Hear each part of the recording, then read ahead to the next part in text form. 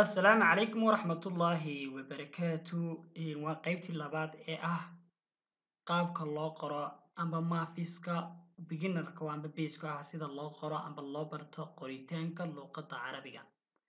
Haddaba casharkii ka horreeyay waxaanu ku soo qaadanay qaabka basic u ah xarfuhu say u kala horeeyaan. Marka hore qofka haddaanu qoraalkeeda marka ugu horeysa waxa base u noqonaya si uu qoraalku ugu fududaado sida xarfaha fudud ee Carabiga sida baatajaada oo kale xagga Ingiriiska waxay ka noqon kartaa baataja laakiin xagga Carabiga waxay ka noqon kartaa alif ba ta thadii oo kale qaabkii isku xirmayeen iyo ayagoo fudud ayaynu soo qaadanay sida loogu qoro maafiska luqadda Carabiga. Halkan haddaba waxaynu hadda ku qaadanaynaa waxa weeye intii baynu kasii kordhinaynaa. Qofku markuu intii ku soo celceliya amba qofkii doonayay inuu barto luqadda Carabiga iyo qoritaankeeda oo noqonaya marka hore inuu maafiska iyo magaranaysa keyboardka kombiyuutarka uu si fiican u hayo.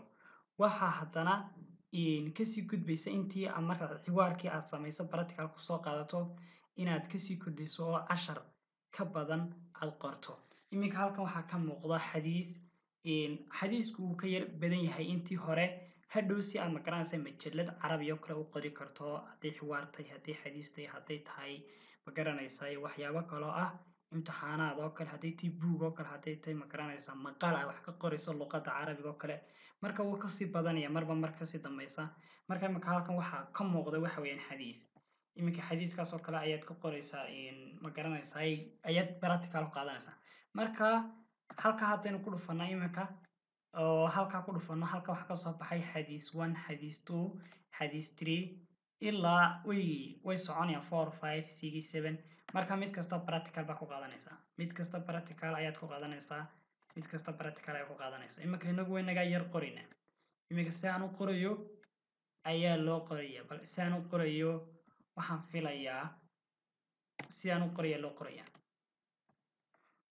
Marka waxa muhiim ah qofku markuu ku shubto magaranaysa luqadii inuu barto maafiskeedii inuu qofku aqoon u leeyahay ayaa muhiim ah. Inagu iminka waynaga ka ku qaadanay qoritaankii xiwaarka waynaga xadiiska qorina. Marka hadhow haddaan doonayo inaan qoro wordka haddaan doonayo inaan ku qoro xadiiska sidaas oo kale aan u qoraya halka ka muuqata sida halka ka muuqato kale aan u qoraya.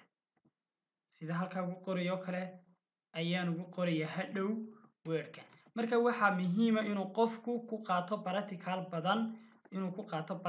badan luqadda Carabiga maafiskeeda uu magaranaysa barto ayaa muhiim ah si hadhow toole ugu fududaato qoritaanka luqaddu.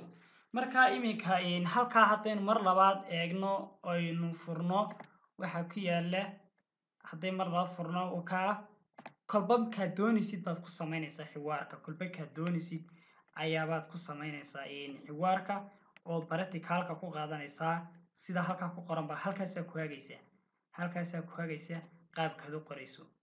Qaabkaan u qorayo ayaa loo qoraya. Markaan ka dhameeyo waan ka gudbayaa tusaale ahaan halkii baan tegaya haddana waxaan imanayaa xadiiska afraad oo kale. Haddii aan xadiiska afraad haddana ka noqdo halkii baan tegayaa waxaan imanayaa xadiiska shanaad oo kale. Can Abi Hurayra radiyallahu anhu saasaan dabeeto loo qoraya xadiiska la qoraya.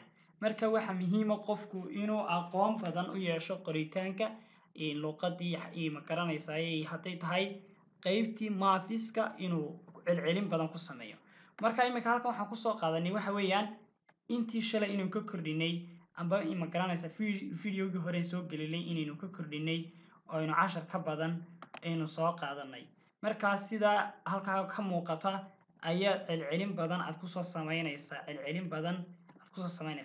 Iminka haddaan qaldo ka waran asaan buu soo saaraya. Iminka haddaan hadaas oo kale qorto Hurayra markaan qorayo kale waan iga markaa tusaale ahaan yadii baan qaldayo ba baan ka dhigayaa. Raadiina waxaan ka dhigayaa da. Taadiina waxaan ka dhigayo kale iminka waan iga qalday. Waan saxay taadii markaa laakiin haddaan doonayo inaan qaldo waan iga. Iminka markaa ma soconayo. Waxa la wixii waan wada qalday.